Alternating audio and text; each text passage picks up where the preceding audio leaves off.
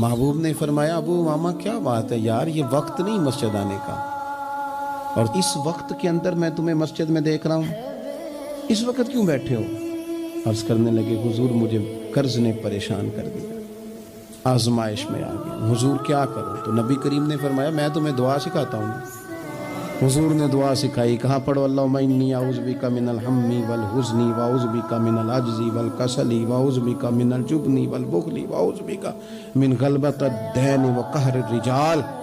फरमाए इस दुआ को पढ़ा करो, अल्लाह खैर कर देगा। हज़रत अबू मामा फरमाते हैं लोगों मैंने ये दुआ पढ़ी, मेरे नसीब देखो, पढ़ी मैंने पर सीखी मैंने डायरेक्ट हुजूर से। मैंने ये दुआ पढ़ी, अल्लाह ने मेरे कर्जे भी दूर कर दिए और मेरे गम भी सारे दूर कर दिए। हमारे तो वजीफे में आला हजरत ने इस दुआ को शामिल कर दिया। फरमाया इसे पढ़ो, सुबह भी पढ़ो शाम भी पढ़ो, गम भी दूर होंगे कर्जे भी दूर होंगे।